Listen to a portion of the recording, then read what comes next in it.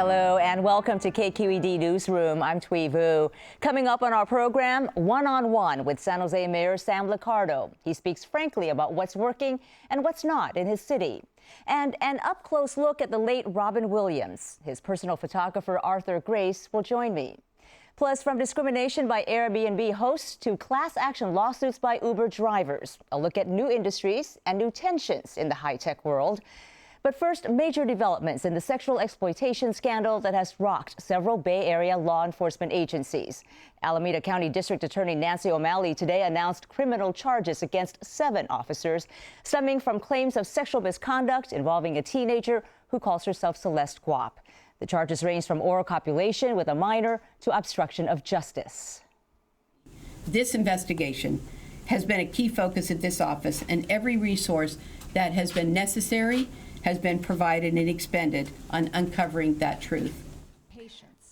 Earlier this week, Oakland Mayor Libby Schaaf announced that 12 Oakland police officers will be fired or suspended for misconduct involving Guap. KQED News reporter Alex Emslie was at today's press conference, and he joins us now. Alex, nice to see you. Hi, nice to see you too. Are the officers being charged all within the Oakland Police Department, or are there some in other cities as well? Well, we learned about 7 criminal charges today. 7 officers being charged with actually multiple criminal charges. 5 of those are within the OPD, some retired, some resigned already, and 1 from Livermore Police Department and 1 Contra Costa Sheriff's Deputy. Earlier this week, as we just mentioned, Mayor Libby Schaaf announced that 12 Oakland officers will face disciplinary action in connection with this. Are any of those officers among the ones that were charged today? It appears so with at least 1 OPD officer, but it's very hard to tell. The reason is that in the criminal realm, which is what we learned about today, you get names. The people who are charged are named. It's an open and public process. Police discipline and police personnel files in California are extremely shrouded. It's not the same way in every other state, but it is here. And so there's almost a charade that goes on where even if you may know the names. We know some names of officers who are implicated in this scandal, either via Celeste Guap herself with other sort of documentation of that.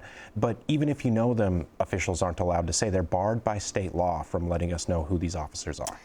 So are there officers outside Alameda County's jurisdiction who may also face charges? Nancy O'Malley indicated that today, and she said that there are some officers either within this pool of people who are being charged or maybe additional officers. There are other crimes, both in San Francisco County and Contra Costa County, things that she said her investigation led her to believe crimes took place. But she can't charge those because they're outside of her jurisdiction. So at least right now, that falls into the hands of the district attorneys in those counties. Or maybe State Attorney General Kamala Harris. There are calls for her to step in and intervene and just take this whole thing over and have her own criminal investigation.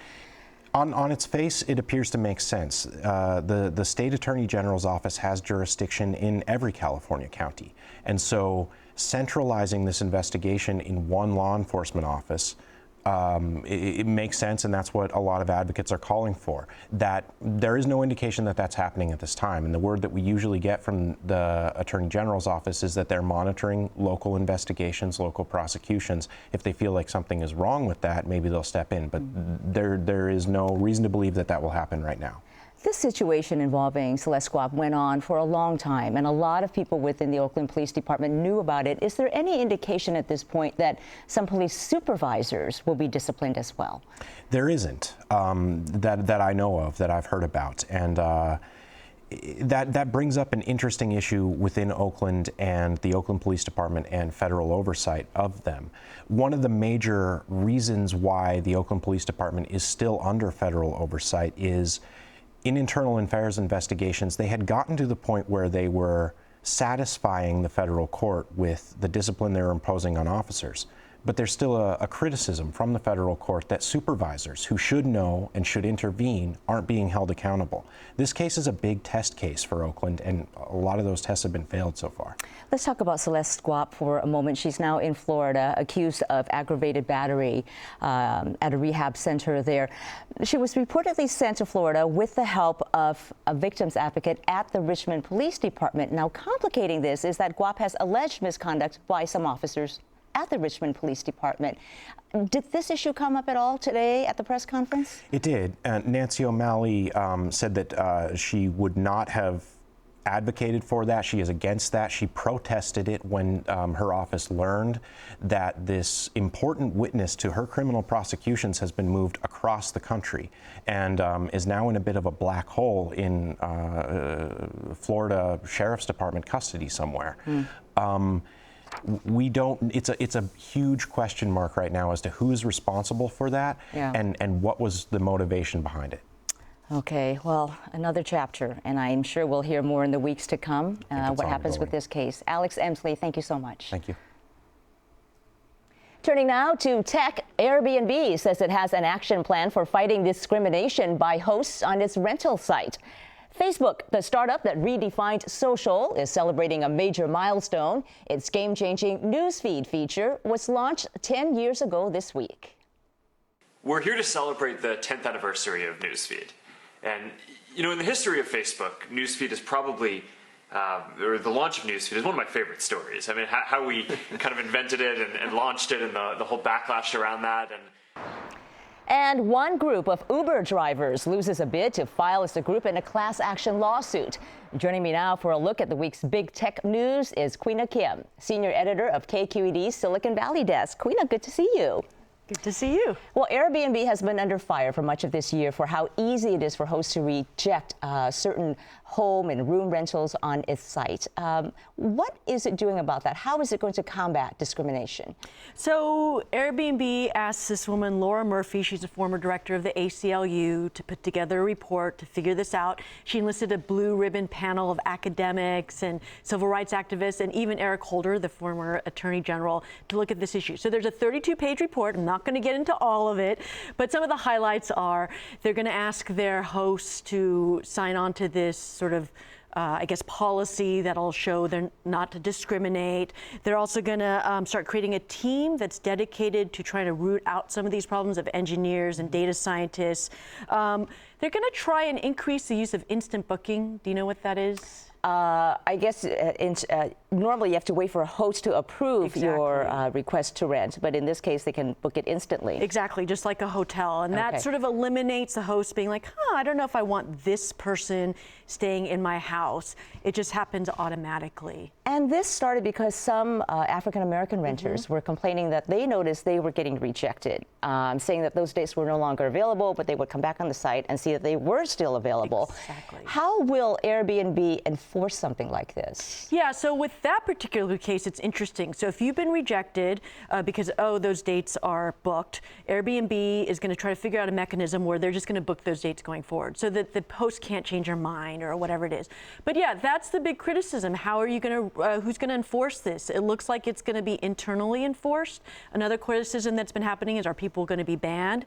Well, Airbnb says we are not going to tolerate discrimination. On the other hand, they haven't said if they're going to ban people, how they're going to ban people, what sort of the rubric that they're going to use to do this. Right, so if a host discriminates, what is the punishment, right? Yeah, exactly. But discrimination and racial profiling are also issues not just for Airbnb, but many other community sites and social media sites. For example, Nextdoor, the popular neighborhood sharing site, has been criticized for posts that are perceived as racial profiling, particularly posts about suspicious people in the neighborhood. Sometimes people will say something as simple as a dark-skinned person trying to enter a car. How is Nextdoor dealing with that? Yes, so the much hyped part of that site, it's a social network for neighbors, is that you could, it's sort of like a community watch, like back in the day when people would walk around the neighborhood. Now people can just sort of post suspicious behavior. But they noticed that a lot of the descriptions were just of color, right? So I don't know how you combat that. One way that they're going to try to do it is you can't just say, oh, a black man, woman is seen in my yard. You have to put 2 or 3 more descriptive factors. What are they wearing? You know, a cap or a hat. So it's not, it's a little bit more filled out. You have to provide some details. They say they're going to try to create an algorithm that flags this stuff, but you know, algorithms don't take in context. So that's going to be interesting to see how that works. Okay, let's move on to Uber, because the ride-hailing service Uber actually had a win this week in federal court. Yes. So Uber has come under a lot of class action suits, and just to make it really simple, it's mostly for employment things.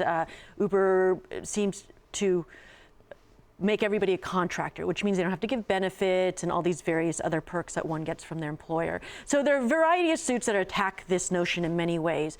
The judge said that the person can't enter a class action. They have to abide by this arbitration clause, meaning that they have to go to an arbiter and it's not going into the courts. But this raises a bigger question that the New York Times actually flagged last year, which is a lot of companies are starting to create this two-tier system of justice where the companies are going to making folks, consumers as well as employees, go to arbitration outside the court of law.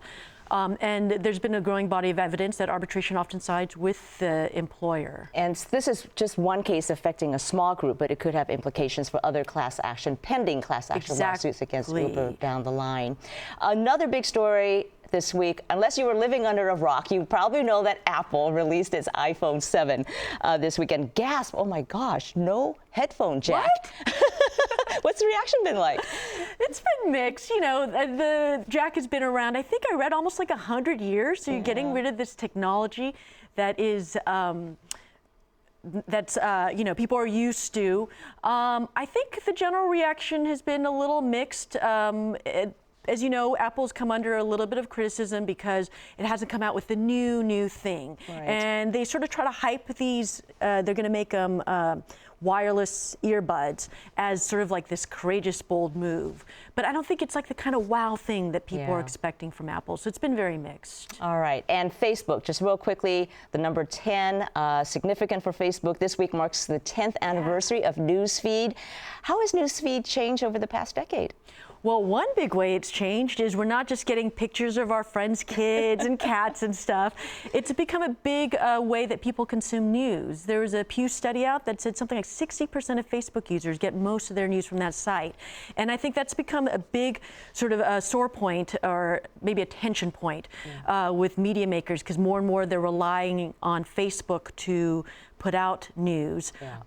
So that's going to be an interesting thing to watch. Well, and we also needed to track, you know, fun things that our friends are doing, right? And also maybe fun things we're doing. And I think we should just like do a selfie and then post it on Facebook. All right, there we go. Queen of Kim, thank you so much. Thanks for having me. San Jose is no stranger to tech companies. It's home to some of the biggest, including Cisco and Adobe. It's also home to more than 1 million people, making it the biggest city in the Bay Area and the third largest in California. There's been progress on some fronts, including BART's extension to San Jose. But there are also lingering problems around policing, homelessness, and economic vitality. Here to discuss how San Jose is doing is the mayor himself, Sam Liccardo. Nice to have you back with us. It's great to be here, Thuy. Thank you. San Jose, of course, growing, continuing to grow. Its median household income is now more than $75,000 a year, one of the highest in the country. But as you well know, there are still some problems. It has some of the worst roads in the country. There's a substantial homeless population despite the shutdown of the jungle. Why are there so many budget issues in such a wealthy city? We are the 10th largest city in the country, and if you looked at the top 40 cities in population, San Jose would be the only one that has a smaller daytime population than it does a nighttime population. Because people work elsewhere? Exactly. Typically, big cities are job centers. We happen to have a lot of jobs throughout the valley, particularly at the north and west of us. And we have become the bedroom community for the rest of the valley. That has huge impacts on our ability to be able to generate the revenue we need to pay for basic services. How are you providing more affordable housing? What I pushed several years ago was called an inclusionary fee on market rate developers. That is, developers who are building housing would either pay a fee or build affordable units within their development. Within about 3 or 4 years, we'll be able to generate about $20 million a year from those fees to be able to build more affordable housing. In November, our voters, as well as the rest of the county, will have Measure A on the ballot. That will provide almost $1 billion in funding we'll be able to use for affordable housing, particularly for the homeless. Not everyone supports that idea, though, Measure A. It's a $950 million housing bond, essentially a property tax to fund housing. A number of residents feel that taxpayers should not have to foot the bill for low-income families. What do you say to them? Well, fundamentally, we're paying for the cost of the lack of affordable housing, whether we want to or not. And we might as well internalize those costs to get out in front of the problem. When we're dealing with the extraordinary traffic congestion we see every morning on our freeways, it's because we have a basic challenge in that we don't have enough housing where the jobs are, and that housing is not sufficiently affordable. We need to do far more to ensure that we can put the affordable housing close to where the destinations are, the schools, the jobs, and the critical services. And how are you going to go about bringing more jobs into San Jose? We have had an incredible string of success in the last year and a half. We opened Samsung's North America headquarters. Apple announced a purchase of enough land to build a 4 million square foot campus that would be larger than their spaceship headquarters in North San Jose. Google's moved in. We're seeing extraordinary growth and some startups that are going public. All that is great. We still need to do a lot of catching up to get to the point where we really have a balanced jobs, housing, land use pattern that will enable us to pay for critical services and to address the critical problems we have with traffic that are really created by the fact that people live in one place in the valley and work somewhere else. I wanted to ask you about policing as well. The San Jose City Council recently declared a state of emergency so that more officers could be shifted to street patrols. But that's really a short-term fix. You've got a situation where the police force has declined by about a third over the past 8 years. How will you add and retain more officers? The critical path for us right now is the ballot measure on November called Measure F. This is a measure that will essentially help us to restore some protections for officers who are hurt in the line of duty, disability protections. This would take away some of the strict pension reforms from Measure B as well. What we did is we essentially started with Measure B and then we renegotiated with all 11 of our unions. And we struck a deal that will preserve actually a bit more money. We'll save a little bit more money than Measure B did because we're now including retiree health care, which was a huge source of cost for us. But we're reducing some of the impact on the pension side and the disability side. This is going to enable us to be a competitive employer again. But what's your contingency plan, though, if Measure F does not pass in November? We are going to be extraordinarily strained to be able to retain and to hire police officers if we cannot get Measure F passed. So it's fair to say I am all in. I'm spending every day working on getting this measure passed. We certainly are trying everything else we possibly can. For example, we're now reaching out to military vets, allowing military experience to be served as a proxy for educational attainment because we tend to have very high standards in our department. That is expanding our hiring pool, certainly. But the reality is we're competing against lots of cities in the Bay Area that are all out there hiring, and all of them are facing a shortage of officers. And so we've got to be more competitive, and that means we've got to get Measure F over the goal line. Is San Jose safe right now, though? Aggravated assaults are up, homicides are up. Yeah, there's never been a moment when a big city mayor won't say, we need to do better, and we certainly need to do better. We know violent crime is rising. At the same time, we should view this in context. We still have the lowest violent crime rate of any major city in the country. I intend to ensure we drive it lower because we have seen an increase both in San Jose and throughout the state of California over the last year or two. So we've got a lot of work to do. We certainly have a lot of work to do in property crime like burglaries as well. Your grandfather owned a neighborhood grocery store in downtown San Jose in the 40s. You were born and raised in San Jose. Has the city changed for the better or the worse? It has done both. There's no question that we've seen extraordinary redevelopment in the downtown. We're now seeing a bustling, vibrant city center, and we certainly will see more in the next couple of years. We're seeing extraordinary opportunities, certainly for a group of now 1 million residents who have a higher standard of living than virtually anywhere else in the world. On the other hand, the gap between rich and poor has grown. It is even harder for those who don't have high educational attainment to be able to make it every day in the valley.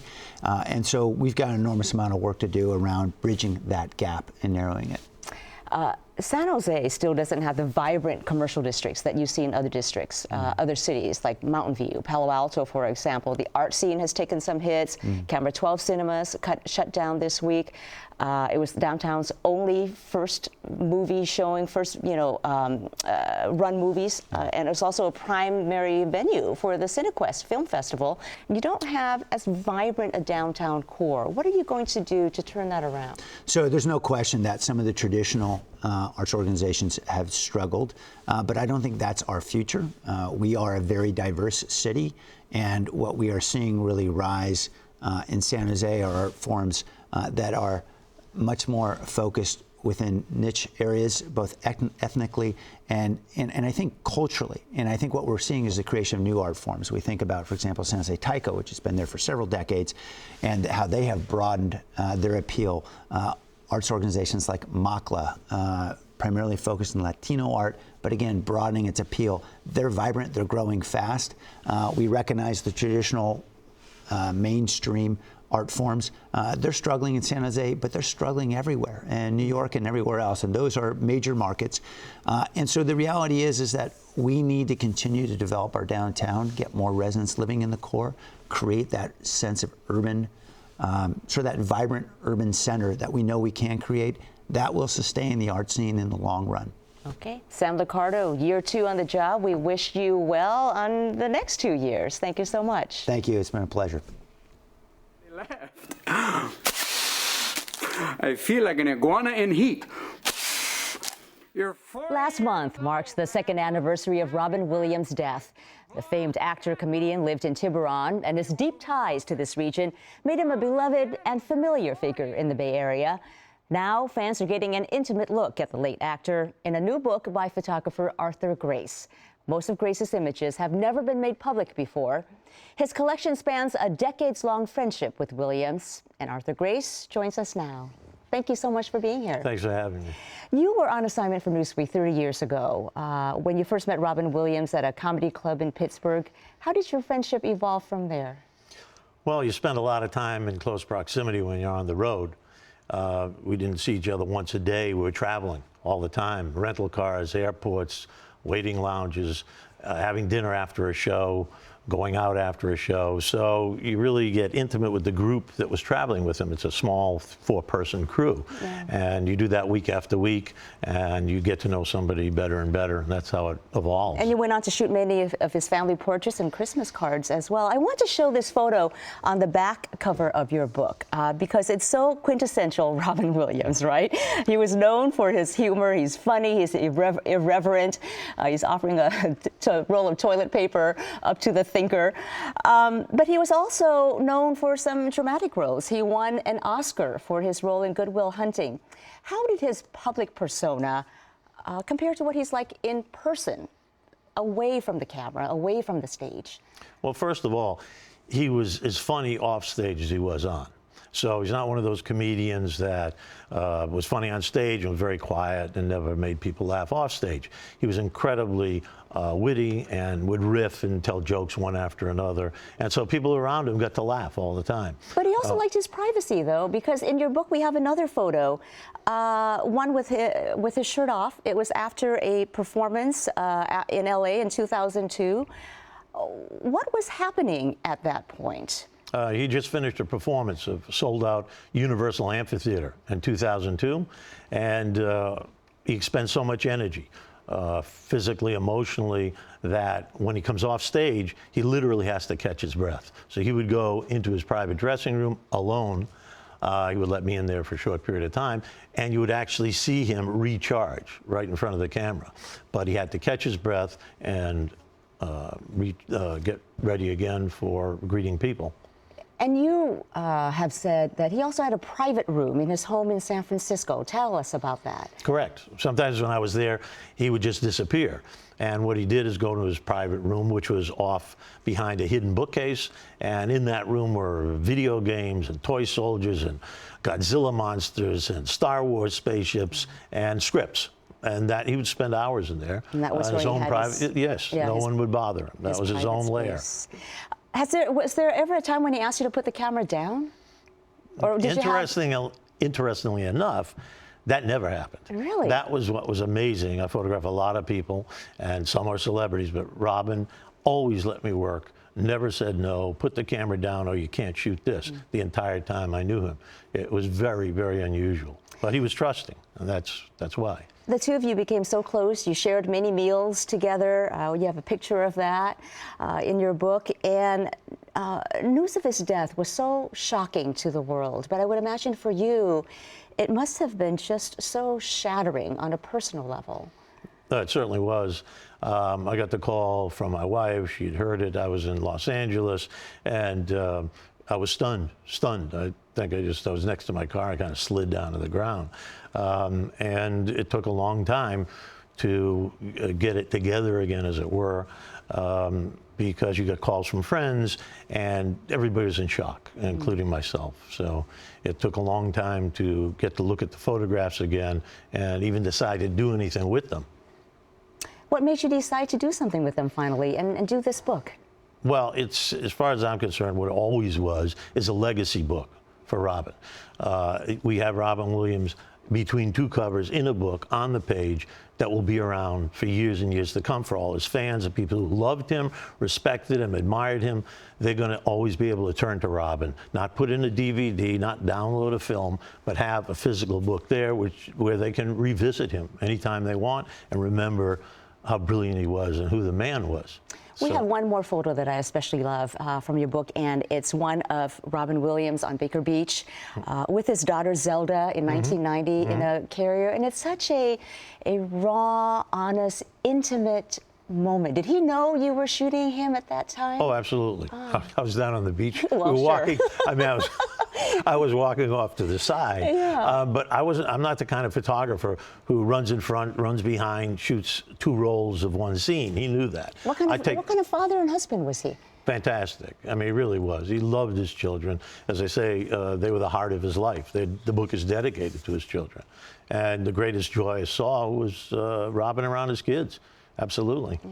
Well, truly beautiful images. Thank you for sharing that with all of us. You have a book signing coming up as well? Yes, Sunday, 4 o'clock at Passage Books in Corte Madera. Book Passage? Book Passage. Close. It was Robin Williams bookstore. It's okay. It was Robin Williams local bookstore. That's correct. 4 p.m. this Sunday. Right. All right. Well, thank you for being here. Thanks so much for having me. And that is it for our program. I'm Thuy Vu. Thanks so much for watching. For all of KQED's news coverage, please go to kqednews.org.